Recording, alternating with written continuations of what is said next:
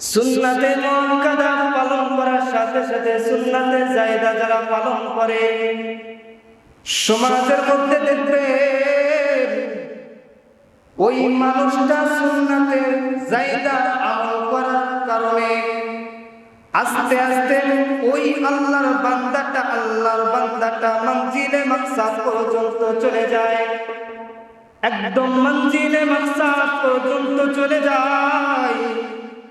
রাসূল সাল্লাল্লাহু আলাইহি ওয়াসাল্লাম এই আল্লাহর ওলি সম্পর্কে বলেন, বুখারী শরীফের 6502 নম্বর হাদিস, عن أبي هريرة رضي الله تعالى عنه قال হযরত আবু হুরায়রা রাদিয়াল্লাহু তাআলা আনহু থেকে বর্ণিত, قال رسول الله صلى الله عليه وسلم আমার আপনার নবী মুহাম্মদুর রাসূলুল্লাহ সাল্লাল্লাহু আলাইহি ওয়াসাল্লাম বলেন, ইন্নাল্লাহা ক্বাল, নিশ্চয় আল্লাহ তাআলা বলেছেন। কে বলেছেন? আল্লাহ বলেছেন। হাদিসে কুদসি, এটা বুখারী শরীফের বর্ণনা। ইন্নাল্লাহা ক্বাল, আল্লাহ রাব্বুল আলামিন বলেছেন, মান আদালি ওয়ালিয়ান, যারা আমার বন্ধুর সাথে, যারা আমার ওয়ালির সাথে শত্রুতা করে, দুশমনি করে, কার সাথে বলেন? আল্লাহ ওয়ালাদের সাথে যারা দুশমনি করে, শত্রুতা করে, ফাকাদ আযানতুহু বিল হারব, আমি মালিকের পক্ষ থেকে ঘোষণা করে দিলাম, তার বিরুদ্ধে আমি মালিক যুদ্ধ ঘোষণা করলাম। وما تقرب إلي بشيء أحب إلي مما افترضت عليه,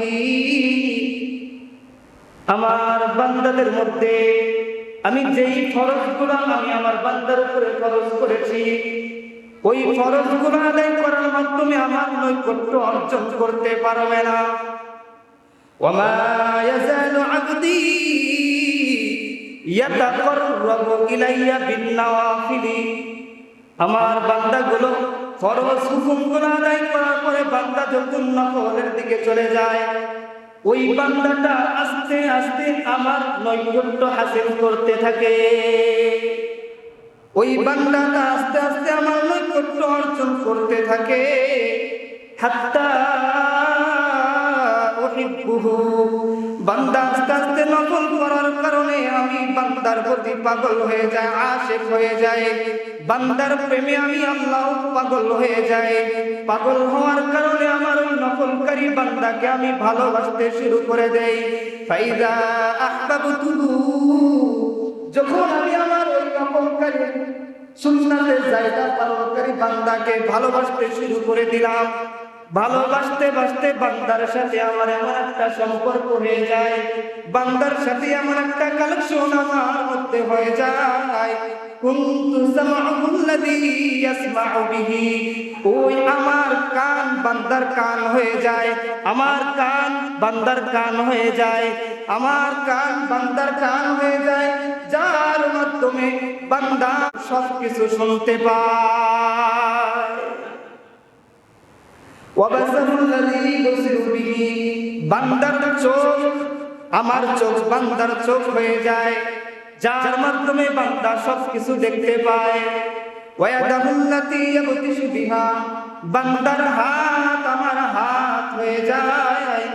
ওয়ারিজলাহুল্লাতী ইয়ামশী বিহা, আমার পা বান্দার পা হয়ে যায়।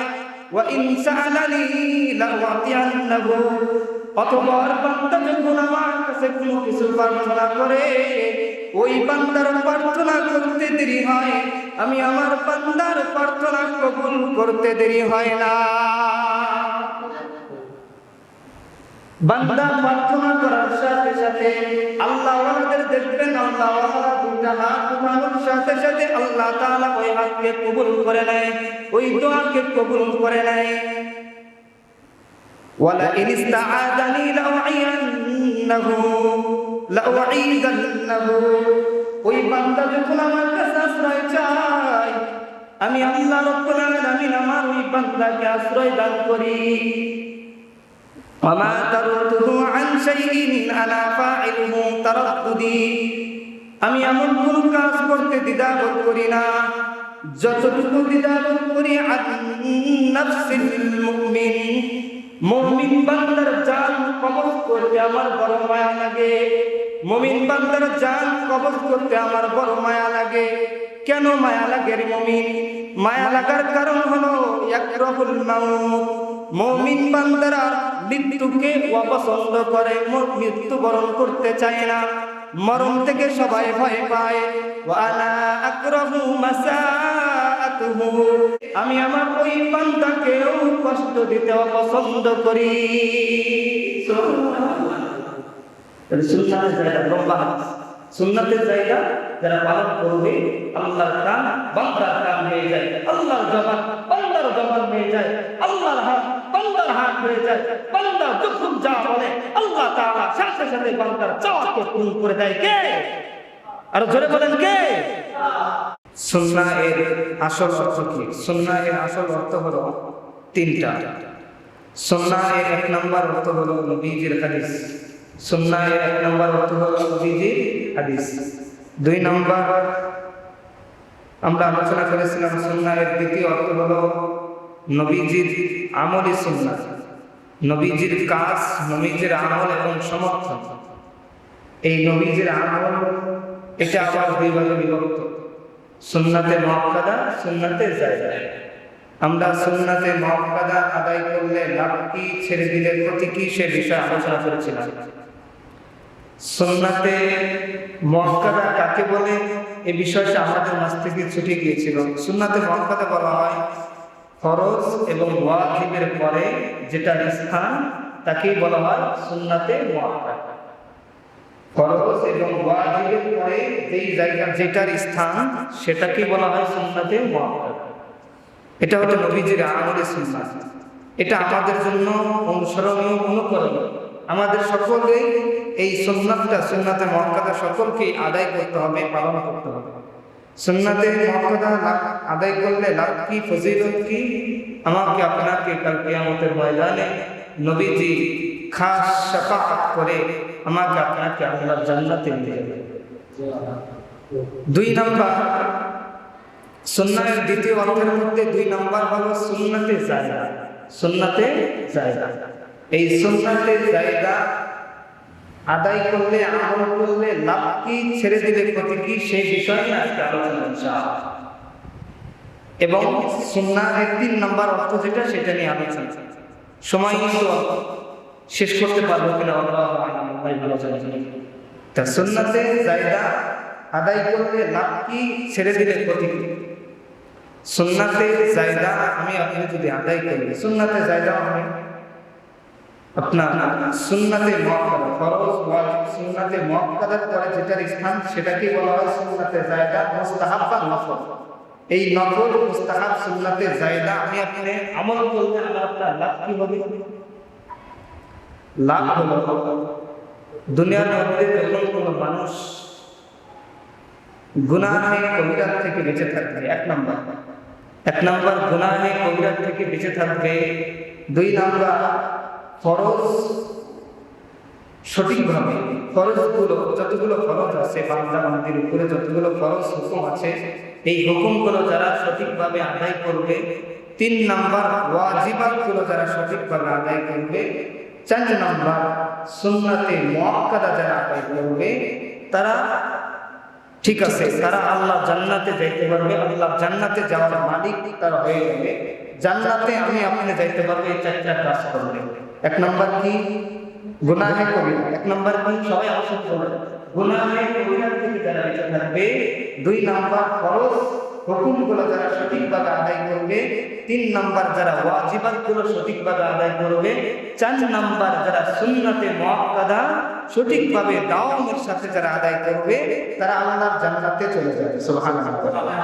এখন আসেন পাঁচ নাম্বার সুন্নাতে জায়েদা আদায় করলে কি লাভ, সেই বিষয়ে আমরা জানব ইনশাআল্লাহ। মুসলমান ইমানদার দুনিয়ার মধ্যে যারা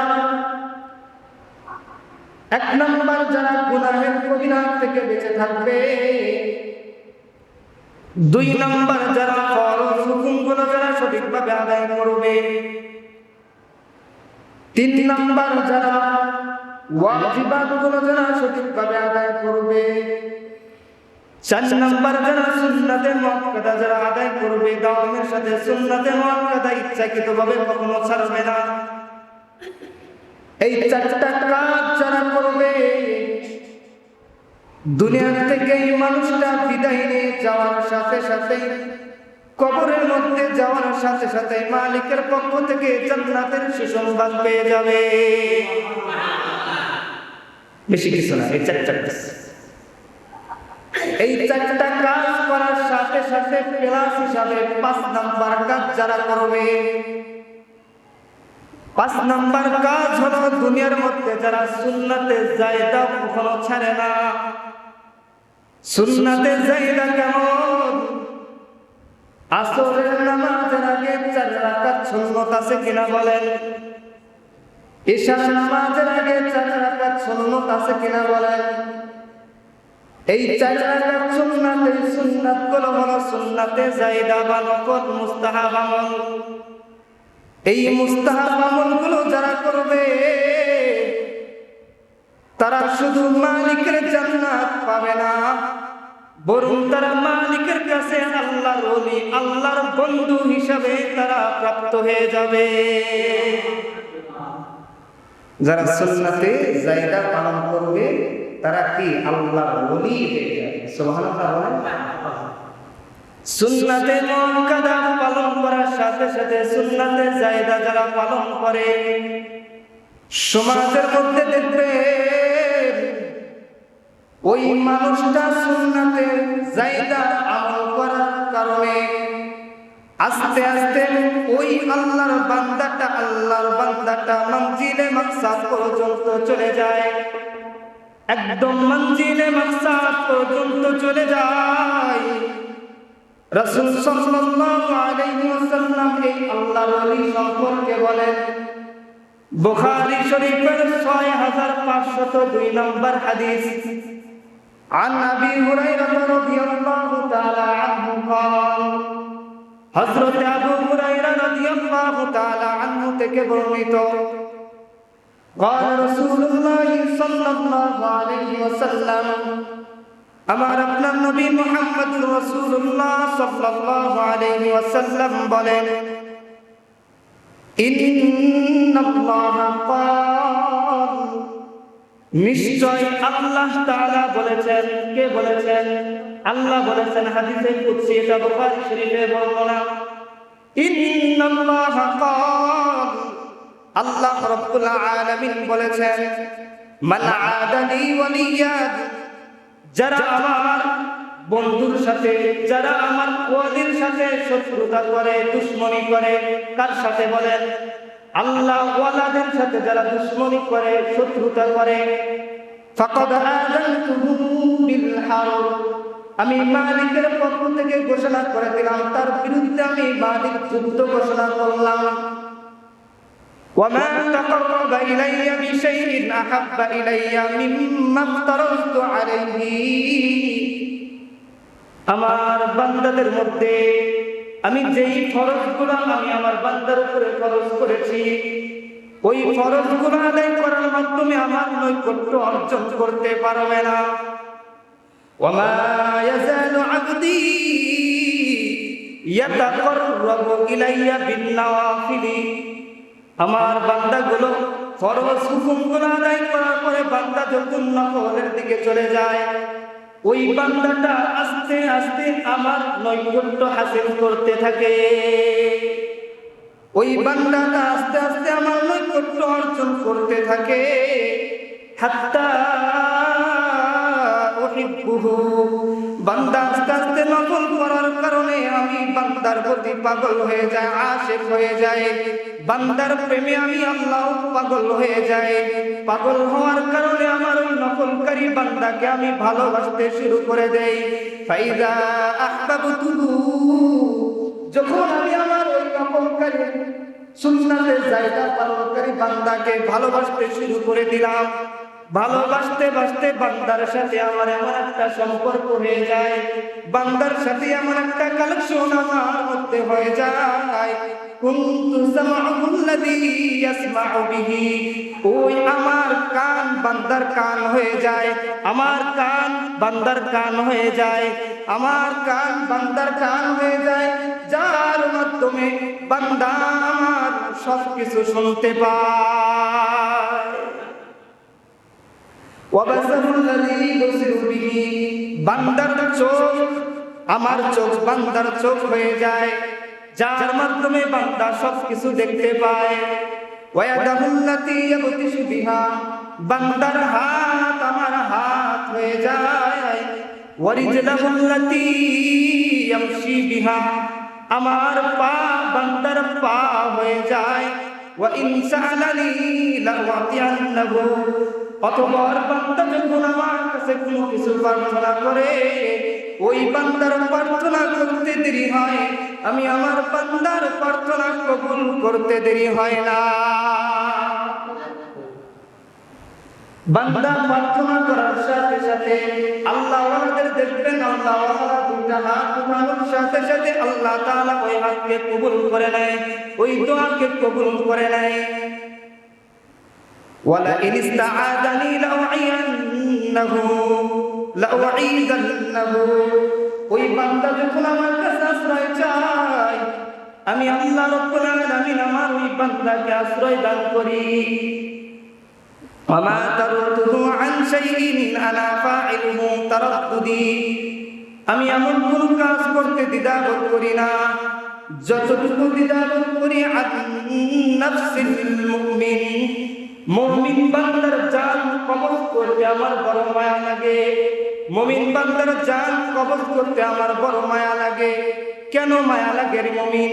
মায়া লাগার কারণ হলো ইয়াকরাহুল মাউত, মুমিন বান্দারা মৃত্যুকে অপছন্দ করে, মৃত্যুবরণ করতে চায় না, মরণ থেকে সবাই ভয় পায়। ওয়া আনা আকরাহু মাসাআতুহু, আর আমি আমার বান্দাকে কষ্ট দিতে আমি আমার বান্দাকে কষ্ট দিতে আমি মালিকও বড় কষ্ট পাই। আমি আমার বান্দাকে কষ্ট দিতে আমি অপছন্দ করি। আমার বান্দা যখন আমার নফল ইবাদতের মাধ্যমে আমার নৈকট্য হাসিল করে ফেলে, আমি আমার ওই বান্দাকেও কষ্ট দিতে অপছন্দ করি। সুন্নাতের জায়গা লম্বা, সুন্নাতের জায়গা যারা পালন করবে, আল্লাহর কান বান্দার কান হয়ে যায়, আল্লাহর জবান বান্দার জবান হয়ে যায়, আল্লাহর হাত বান্দার হাত হয়ে যায়। বান্দা যখন যা বলে আল্লাহ তাআলা সাথে সাথে বান্দার চাওয়াকে পূরণ করে দেয়। কে? আর জোরে বলেন কে? এই জন্য সুন্নাতের জায়গাও কি আমাদের ছাড়া যাবে? বলেন কোনটা আমাদের যাবে? গুনাহের থেকে বেঁচে থাকলাম, আমি আপনি ফরজ ইবাদত করলাম, ওয়াজিবাতগুলো আদায় করলাম, এবং আমি আপনার সুন্নাতে মুআক্কাদা পালন করলাম, আল্লাহর জান্নাত পাইলাম, কিন্তু আল্লাহর কাছে যাইতে পারলাম না, আল্লাহর বন্ধু হইতে পারলাম না। মুমিন মুসলমান আল্লাহর বন্ধু হইতে চাইলে, আল্লাহর বন্ধু হতে চাইলে সুন্নাতে মুআক্কাদার সাথে সাথে সুন্নাতের জায়গাও পালন করতে হবে। কথা বলেন ঠিক কি? আল্লাহর ওলি হতে চাইলে সুন্নাতে জায়গাও পালন করতে হবে। এখন আমার আপনার সঠিক জ্ঞান না থাকার কারণে আমাদের সমাজের মধ্যে, আমাদের দেশের মধ্যে কারা আল্লাহ ওয়ালা এটাও তো আমরা বুঝতে পারি না। আমি আপনি না বোঝার কারণে ভণ্ড পীরের দরবারও যাই, ভণ্ড পীরের কাছেও যাই, যার কারণে আমার ঈমান আমল সবকিছু কি হয়ে যায়? নষ্ট হয়ে যায়, ধ্বংস হয়ে যায়। আল্লাহ ওয়ালা চেনার জন্য এই 5টা কাজ, এই 5টা জিনিস আপনি যাচাই করবেন। দেখবেন আপনার পীরের মধ্যে, দেখবেন আপনার শাইখের মধ্যে, দেখবেন আপনার যিনি আপনাকে, আপনি যাকে মন থেকে মহব্বত করেন, পীর মানেন, যাকে আপনি মাথার মুকুট মানেন, আপনি দেখবেন এই 5টা কাজ আছে কিনা। 1 নাম্বার, আপনার পীর গুনাহের কবিরা থেকে বেঁচে থাকে কিনা। 2 নাম্বার, আপনার পীর ফরজ ইবাদতগুলো সঠিকভাবে আদায় করে কিনা। 3 নাম্বার, আপনার পীর দেখবেন ওয়াজিবাতগুলো সঠিকভাবে আদায় করে কিনা। 4 নাম্বার, আপনার পীর সুন্নাতে মুআক্কাদাও ধারাবাহিকভাবে আদায় করে কিনা। এই 4টা করার সাথে সাথে দেখবেন আপনার পীর সুন্নাতে জায়গাও পালন করে কিনা। যদি আপনার পীর পীরের মাধ্যমে সুন্নাতে জায়েদাও যদি ছুটে না যায়, এটা নিঃসন্দেহে এটাই হলো আল্লাহওয়ালা, এটাই হলো আল্লাহওয়ালা, এটাই হলো আল্লাহওয়ালা, কোনো সংশয় নেই। সুবহানাল্লাহ। আল্লাহওয়ালা চিনতে পারবেন তো ইনশাআল্লাহ? থেকে পীর সাহেব চিনতে পারবেন তো? এই পাঁচটা কাজ যার মধ্যে থাকবে দেখবেন জীবনে ছুটে যায় না। এটাই হলো আল্লাহওয়ালা, এটাই হলো হাক্কানি আলেম, এটাই হলো হাক্কানি পীর। এর কাছে গেলে আস্তে আস্তে আস্তে আস্তে আপনিও আল্লাহওয়ালা হয়ে যাবেন। আর বন্ডর কাছে গেলে আস্তে আস্তে আপনি কি হয়ে যাবেন? বন্ড হয়ে যাবেন। সমাজে অনেক পীর আছে, নামাজ নাই, রোজা নাই, হ্যাঁ, নবীজির সুন্নাত নাই, পীর দাবি করে। মাসের পর মাস যায়, গোসল করে না, চুল জটা পড়ে গেছে, গাও দিয়ে দুর্গন্ধ, এগুলো তার কি?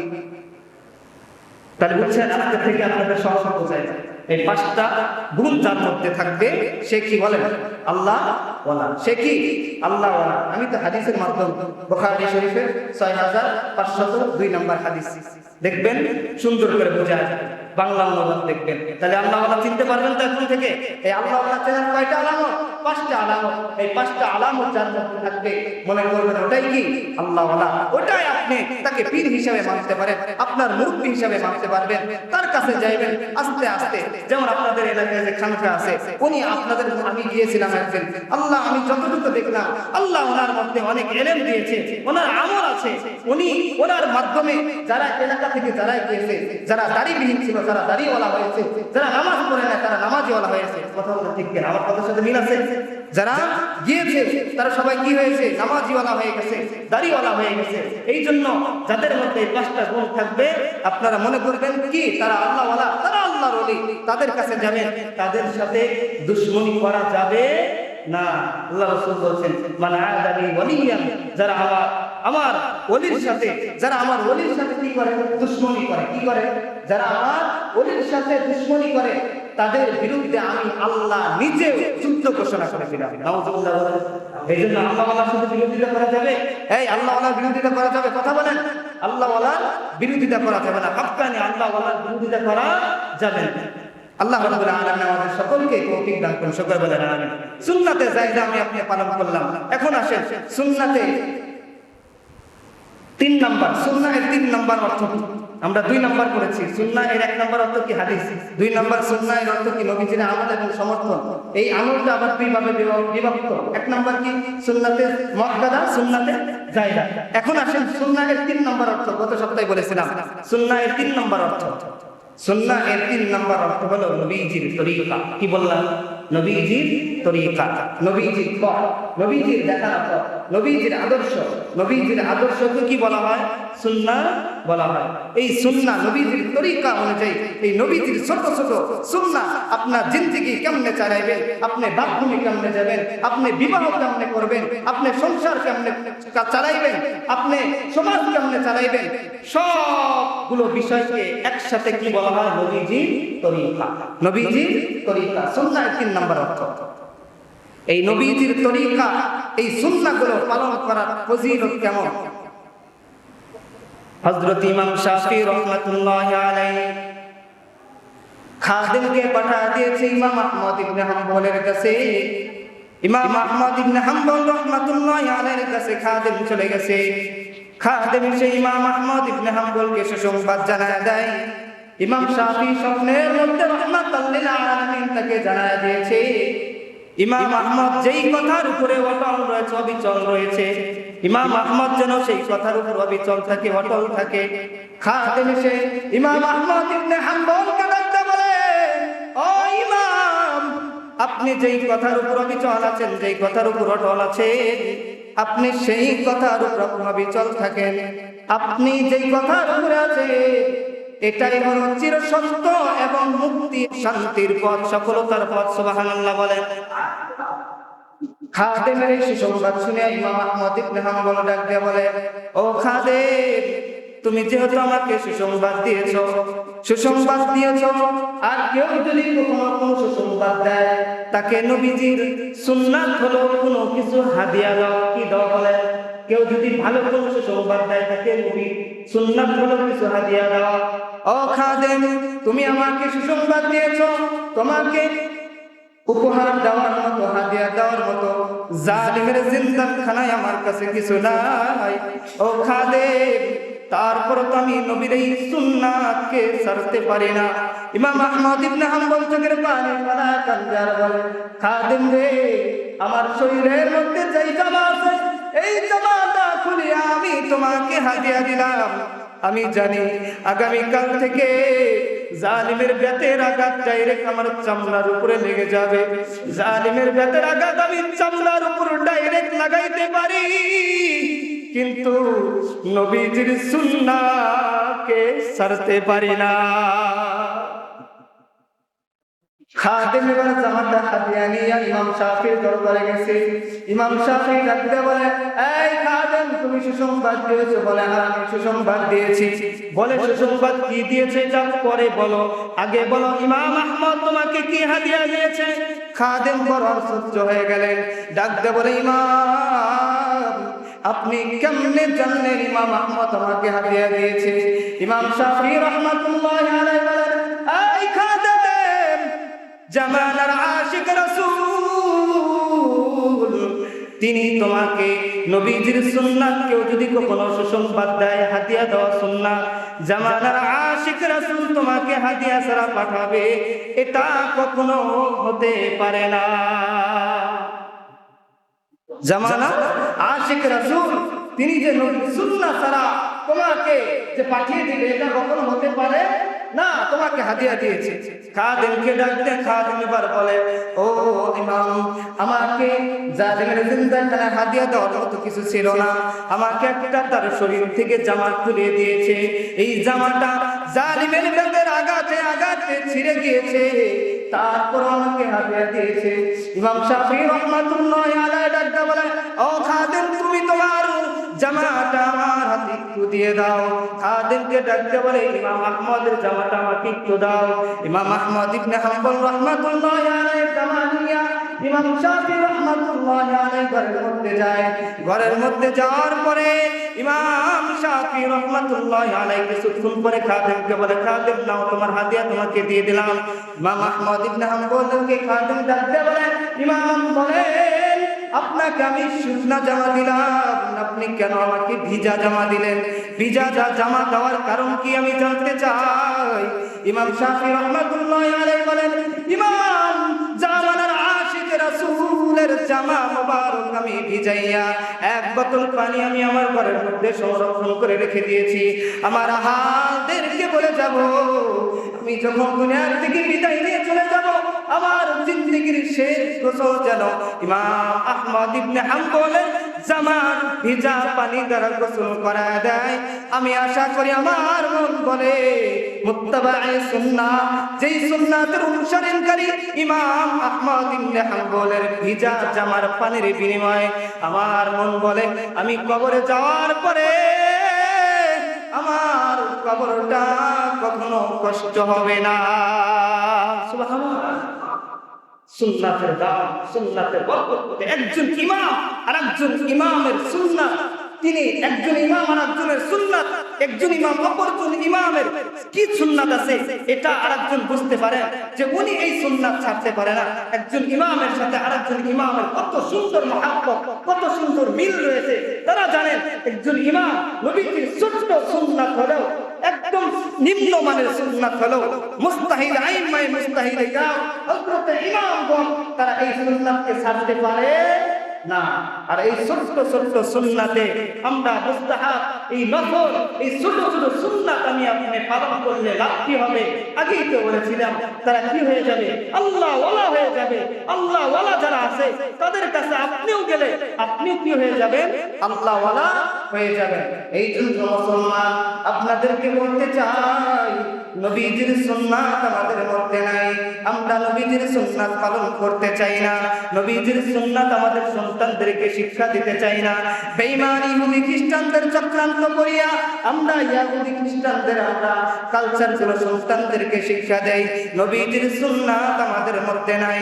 আমরা কোথায় আর আমাদের নবীর সুন্নাত কোথায়? ওগো নবীর উম্মতেরা হয়ে আজি